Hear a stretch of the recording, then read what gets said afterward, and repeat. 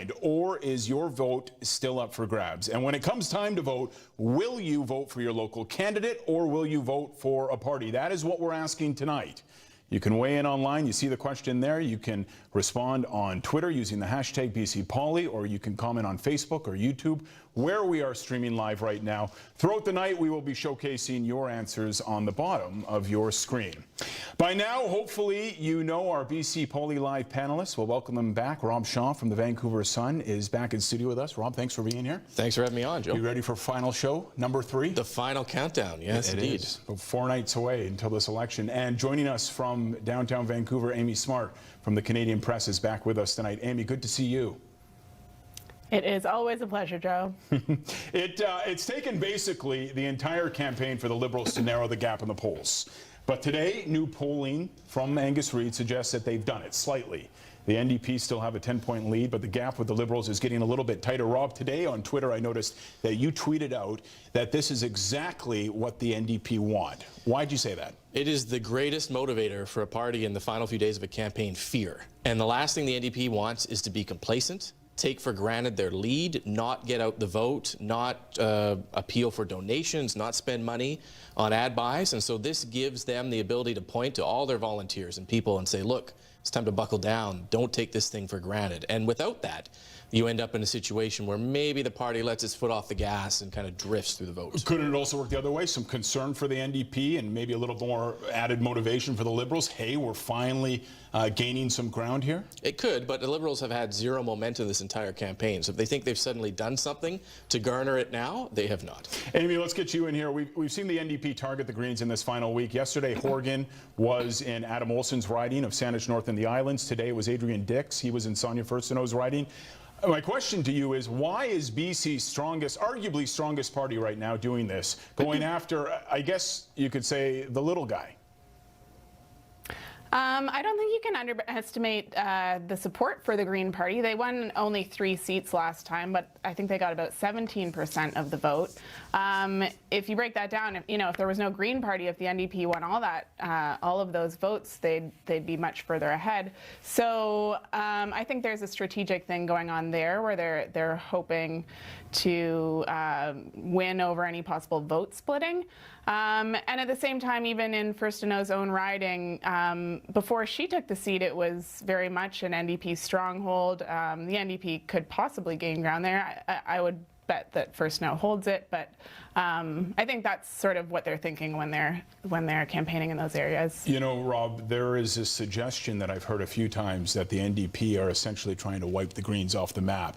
There is a short window to do it, but they want to get it done now as they look ahead to the future. You know, maybe not next election or the one after that, but if they can knock off those 2 Green seats, that could be it for this party. Yeah, the NDP, if you believe the polling, don't need these seats to win. What they're trying to do is take an enemy off the map, eliminate them from existence, and make sure that the center-left vote, what they like to call the progressive vote, never splits again. And Amy was right. That vote splitting is what worries New Democrats. The idea that the center-right, the Liberals, have always been so strong that if you divide the center-left, you end up allowing the Liberals to win. So it's about making sure that no Greens appear again. It's like weeding your garden. You're going to pull them all out. You're going to hit them with some pesticide afterwards, because you do not want the Greens coming back, mowing your lawn on environmental issues, or trying to siphon away environmental voters. You want to give them one choice, and that's the NDP. Or letting the party continue where Sonia Furstenau left off on that debate. I mean, last week when we were here talking, Sonia walked away as the clear winner. And, you know, later in the show, I'm going to ask you guys to identify your highs and lows. And I think, you know, I was thinking about it today. For Sonia Furstenau, I'm not sure if there was a low in this campaign, was there? No, I think maybe the only low, and we can get into this later, but the only low was watching the former party leader, Andrew Weaver, stab her publicly by endorsing the NDP. Not in the back, but in the front. There was a frontal assault on her, and that was probably the lowest moment. One of the themes that has emerged in this campaign, which we haven't seen, at least not to this degree before, is controversies around sexism and racism. Offside comments that have landed candidates in very hot water, have derailed individual campaigns. Amy, why during this snap election campaign has this become such a big issue? Well, these are not new issues, Joe. They've been going on for time immemorial, basically. But we are at a moment globally where they've come to the fore. You know, we have the Black Lives Matter movement. We have a lot of conversations about what privilege means, what equality, equity means. So they're arriving at that context. We've also seen examples. You know, there's a woman who died in Quebec, an Indigenous woman, who live streamed on Facebook her health workers saying racial slurs before she died. So I think in the past, these kinds of, I guess you'd call them kind of casual racism, casual sexism have been kind of brushed aside as political correctness.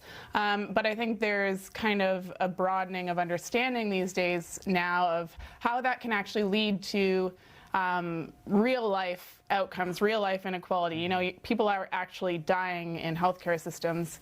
It's not hard to make those links. And when you see leaders who potentially don't understand their privilege, if you see candidates expressing casual sexism, casual racism, I think people are starting to take that a little more heavily now in terms of the responsibilities they have to have, you know, their policies reflect a much more equitable world. Care to comment on that? No, I agree with everything Amy said. This is about us trying to understand some things that have occurred in the United States here, right. Put that lens onto this province and test our leaders in a way we've never tested them before on some questions they've never had. Yeah, we saw that in that last debate, that question on white privilege. I mean, I think that's still on many people's minds.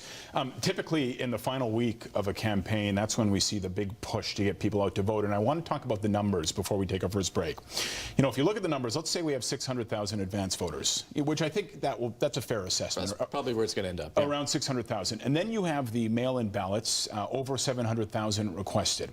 You're looking at 1.3 million votes right there. Last election, it was about 2 million, was it not? Yep. 2 million people voted. So you've got about 40%, I'm not good at math, but about 40% of people who have yet to vote. That is a small percentage of people that these parties are trying to win over. So talk to me about that, the final push, and how this is so different than years past. Yeah, I mean, in the past, you might be trying to get people to go to the polls, picking up little old ladies, giving them rides to the polls, right, with the hope that those votes are going to count towards shifting the tide at the very last minute. And as you pointed out, the numbers indicate now that maybe people are locked in. A lot of the voting's already happened. It maybe occurred after the debate. And the question now is, when you're getting out the vote in the last week, which is what parties want to do, who is still left, and are these your hardcore supporters, or who are these people? Well, could we say that, could perhaps this election have already been decided? I mean, if you look at the number of votes, 1.3 million. Yeah, and then I guess that leads to another question: is what was it decided on? Right. At what point? And I think when you talk to the parties, if they're being really honest with you, they will tell you that none of anything that has happened that we have talked about on these shows has actually resonated with people. This was decided right before the election was even called. Amy, you know, you are reporting on this campaign just like Rob is, and I know from where we sit, you know, preparing for Saturday night, we've got an election show here on CHEK at 8 o'clock. We're preparing for what could be a very different election. So if you look inside your crystal ball at what Saturday night will look like, what will it look like? Yeah, my prediction is a lot of our stories are going to say something like, so-and-so is leading, and the result hasn't been declared. TBD. Stay tuned for 2 weeks. Yeah, TBD. Hang tight. So yeah, I'm not anticipating a result on election night. One thing that I think could be interesting is seeing where people are casting, mail-in ballots versus not. I think you could see something, for example, where maybe in rural areas where COVID hasn't been as much of a problem, you see fewer people casting mail-in ballots and more kind of in-person things. In that kind of scenario, you could see, you know, Liberals leading election night because the North has voted in person, and, you know, Metro Vancouver's ballots are counted much later. So I don't know. It's anyone's guess. This is a kind of uncharted territory for all of us. Well, I mean, I totally agree. I think the only way we get a definitive election result that you can call on the decision desk is a supermajority from the NDP. It needs to be a landslide. 50% plus popular vote, just this orange wave that takes everyone. Because when you think about it, you think of like Courtney Comox, for example. 189 votes decided that in the last election. You already have 12,000 mail-by-vote packages that are out for voters there that aren't going to be counted until 13 days after the election. So Opay Gordon Head has a very similar, I think it's 2 out of 5 voters have mail-in packages, so it's tough. It's going to be a numbers game, and those folks, those extremely talented folks that work the decision desks will be factoring all of that in. You know, can we call this if we have 20,000 mail-in ballots that still haven't been counted? Like you said, it needs to be a landslide if we're going to get that winner. Amy, you look like you wanted to jump in here before we take our first break. Did you want to say something? Yes, I think we may also be overestimating the number of mail-in ballots that actually come in. I think a lot of people could have requested mail-in ballots, and then, you know, they decide to just go in because they haven't received it yet or whatever. They missed the deadline to put it in the mail. Are you suggesting people will be lazy? They won't get them in? What are you suggesting? Could be. No. I think they're being proactive by going to vote even though they requested a mail-in ballot. Well, it's funny, you know, I've always liked to vote on election day, and this election I feel like I am well in the minority. Like I feel like parking will be no problem. I'll be the only one in there, and I'll be looking around going, aren't we doing this? We're not voting on election day anymore? This could be, actually, real quick, do you think this is the future of elections? Do you think we could see mail-in voting perhaps be the only option at one point? Maybe not the only option, but not this way though, because it was so early. People didn't even know the name of their candidates. Right. And there will be a number of spoiled ballots we have to deal with by the end of the election. We have to take a break. We'll be back. We'll continue the conversation. We will also have later tonight a commentary, our third commentary from the Jack Knox from the Times Colonist. We're back after this.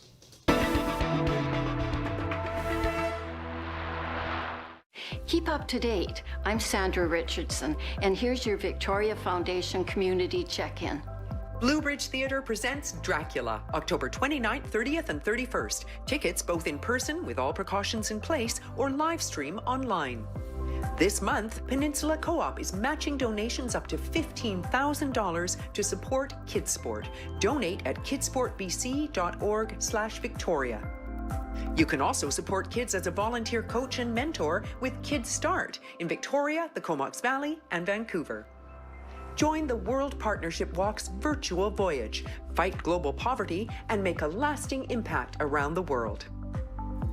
Support breast cancer research and dress up your life. Register at dressforthecause.ca. You could win $5,000 for your local cancer treatment centre.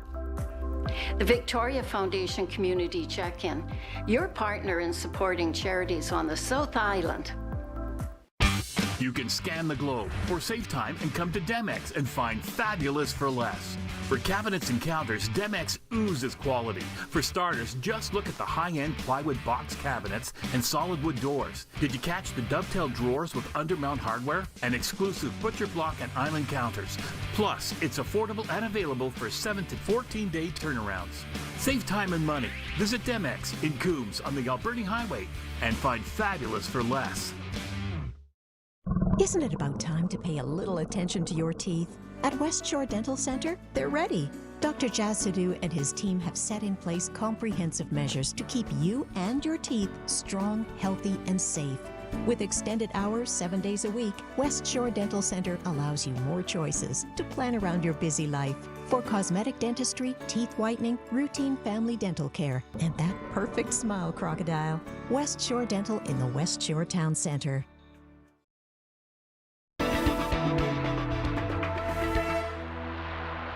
Welcome back to BC Poly Live. It seems like every night we have this show, which has been 3 nights, this is the third, that is the night and the day that Liberal leader Andrew Wilkinson decides to talk about being a doctor. We saw that again today. Have a look at this clip. And secondly, as we go into a pandemic, I like to think it'd be helpful to have a medical doctor in the Premier's office talking to Dr. Henry about the best way to do things as we move forward. You know, I'm Rob, I'm curious, is this strategy? I mean, we heard this during the debate. Here we are in the final stretch, and Andrew Wilkinson's been in politics a long time, and I don't know if I knew he was a doctor before last week. It's too little, it's too late, and it's too tone deaf. He doesn't hit the right... Look, it should be the greatest asset you could possibly have, being a doctor in a pandemic election, and yet somehow he comes across sounding like he's giving you a really uncomfortable exam that you don't want, right? It's like, I don't want Andrew Wilkinson being my doctor. He hasn't quite landed that, and unfortunately, people don't look at that and say, I'd really like that guy to be premier. Amy, someone is telling the Liberal leader that this is a good idea within the party. Do you think that it's working with voters, that they want, a premier to discuss strategy, health strategy with Dr. Bonnie Henry and be part of that discussion? I think that's very, very dangerous territory to tread on. I think, we've seen a lot of leaders around the world gain praise for not stepping on the scientists' toes. So I think that could backfire for him. But I agree with you. I think he had someone whispering in his ears, or perhaps it's what they've heard at the doorstep. They want a party or a leader who can navigate the province through the pandemic and recovery. And, what does he have that other people don't? He's a doctor. So I think that's maybe where it came from, but I don't know that people will want politicians giving advice to Dr. Bonnie Henry, who's arguably, one of the most trusted people in Canada right now. Nobody wants to see someone mansplain science and medicine to Dr. Bonnie Henry, and he's walking a very close line to doing that there. All right, we've got about 5 minutes. Let's play a game. We'll call it the highs and lows. Each of the leaders have had wins during this campaign. They have had moments that I'm sure they would probably like to do over or have back. So let's go through the leaders here and identify their highs and lows. Amy, we'll start with you. You've been covering the Liberal campaign for a while. So Andrew Wilkinson's highs and lows. Yeah, so his highs, I'd say he's been pretty effective in kind of pointing his finger at the NDP, maybe poking some holes in the economic recovery strategy, which could have come out with much more bells and whistles than it did. It's, $1.5 billion. Could have been much more. On the lows, he hasn't necessarily articulated a clear vision for what his pandemic recovery would be. We've come up with some promises like the cancellation of the small business tax, but a broader vision hasn't been pitched. In terms of lows, there's quite a few. And a lot of them have this theme of candidates kind of misstepping into kind of sexist territory, homophobic territory. But I think the moment that was the worst for him was after Jane Thornthwaite it was an older video, but it was circulating the roast where she said some sexist things about NDP candidate Bowen Ma. It happened a few days before the Liberal platform launch, and because Wilkinson hadn't taken any questions that day were all about this scandal instead of what should have been this big bells and whistles announcement for his, a big positive push forward for him. Right. Let's go to Sonia first to know highs and lows. Well, I think her high was either the day after the election, where she just ripped Horgan apart for why are you even calling this election, or the two debates in which she really resonated with people. And I think you've seen that in polling, that the party has improved its popularity. I'll go back to the lows again, which is, what day was it here? That October 15th, where Andrew Weaver shows up in John Horgan's Twitter feed with a video endorsing the NDP. And I don't know if I have ever seen a leader of a party come out and turn on their own party in the middle of an election campaign like this. It was one of the more ruthless moves in a very ruthless election, and I think it's a tough one for the Greens to swallow. You have been close to the campaign for the Greens. You were covering them today. Do you think that Sonia first to know has chatted with Dr. Weaver at all? No, there's a lot of blood under that bridge, or whatever the expression is there. They're not talking. No one is talking to Andrew Weaver in the Green campaign. Except for John Horgan. Because he doesn't want the Greens to win. Yeah. All right, quickly, let's talk about the NDP leader. Rob, we'll start with you, and then Amy will finish up with you. Got about 2 minutes. Highs and lows. I think Election Day was the high for John Horgan, announcing an election that he probably won before he even announced it. And the low was the day after Election Day, trying to explain it to people and utterly failing to really advance them. Why are we in this election? And he still has trouble with that right at the end of the campaign. Amy, same question. Highs and lows for John Horgan. Yeah, I think John Horgan's highs have been kind of like this consistent, calm confidence that he's carried through the campaign rather than a single moment. And then lows, I think, would be all of the Nathan Cullen controversies. This was supposed to be a star candidate for them. They kind of steamrolled past this Indigenous woman candidate, despite this equity policy mandate they allegedly have. And then, it came back to bite them again recently when he was caught on a hot mic kind of making fun of another Indigenous candidate. So, yeah, that's where we stand. I think this could easily be a 1-hour show, but we have 30 minutes and we're tight for time. So we're going to leave the conversation there. Rob and Amy, we thank you so much for being here. Just like the snap election, this was a bit of a snap show, but we wanted to give viewers some analysis on this election, and we felt that we could do it here on CHEK through BC Poly Live. So thank you to both of you. You both are great journalists and reporters, and you haven't done a lot of TV, but I can't tell. You guys are rock stars, so thanks for coming on. Face for radio right here. Me too. Thanks for being nice to us.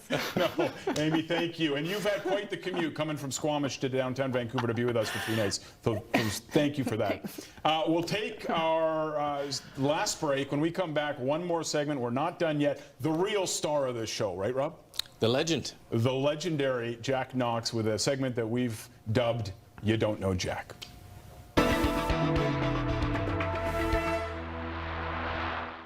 Ooh, the Lotto 649 jackpot is 11 million. I'm getting out tickets tonight. You guys want to pick some numbers? 40. All right. 3. Yeah! 17! Made it. 12. Okay, got it. Get that 649 feeling. The next Lotto 649 jackpot is an estimated $11 million, plus the guaranteed $1 million prize. Supporting local businesses is more important than ever before. Our communities and families are experiencing difficult times, and now is the time to invest in each other. We are Canadian-made, BC-owned and operated. We are prioritizing safety while keeping our employee owners working and passing the savings on to you. Book your consultation today. Centra Windows, where customers become family.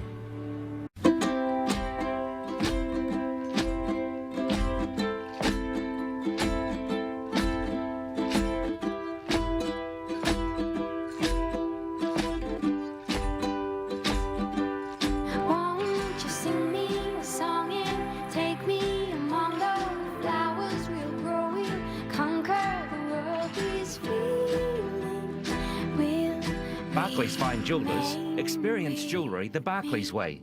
With Precision Marble Bath and Shower, we've been around for years, and Precision Marble Bath and Showers is still here and open for business. Our tub to shower conversions are a legendary value. A refit of your old bathroom only takes days. No fuss, no muss. Make a private appointment to visit our Precision Marble showroom. You can see the quality for yourself. Custom manufactured right here in Victoria. That's how we can offer a lifetime warranty. Precision Marble Bath and Showers. We're open, following health protocols, and ready to refit your bathroom. The greatest gift that we could ever give to anyone is to show that we want to listen. They have a voice, and that voice is never forgotten or never disregarded. No matter how old they are, we have the heart, we have the care, and we have the compassion. We want to give you that peace of mind.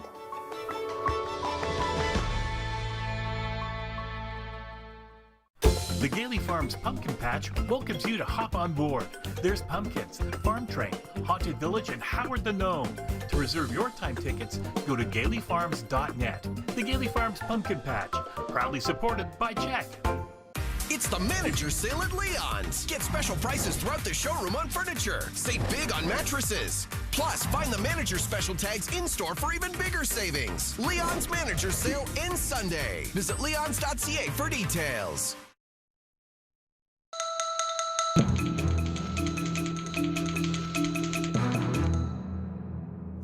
Okay, there's just 4 days until the election and you still don't know what to do. No worries, here are 3 reasons to vote for or against each party. First, 3 reasons to vote NDP. 1, after 3.5 years of John Horgan's leadership, British Columbians know exactly what to expect. 2, in the pandemic, the New Democrats have been smart enough to get out of the way and let Dr. Bonnie Henry run the show. 3, if BC votes them in again, Jason Kenney's head might actually explode. 3 reasons to vote Liberal. 1, experience. They ran the province for 16 years. 2, they have a clear vision for BC. 3, Andrew Wilkinson's a doctor, as you might have heard in the debate.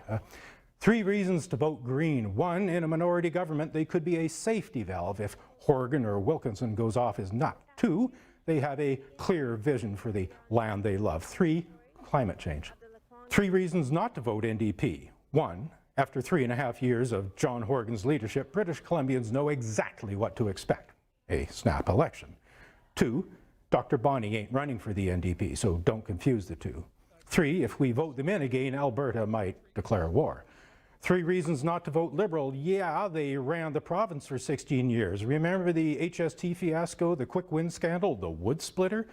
2, they have a clear vision for BC, all right, and it looks a lot like 1986. Not to say they're stuck in the past, but I'm pretty sure their campaign bus is a K car, which brings us to number 3. They've run the worst campaign since the Germans at Stalingrad. I've seen Westphalias with bald tires get more traction. Finally, 3 reasons not to vote Green. Well, there's not going to be another minority government. The Greens are going to end up with less power than East Souk after a windstorm. 2, they have no hope past hope. They're like lacrosse, somewhat popular on the island, but unknown in most of BC. And 3, they might have a clearer vision for the land they love, but that land is Narnia. So there you go. Nobody's perfect. Good luck, and remember, if you don't vote, you can't complain.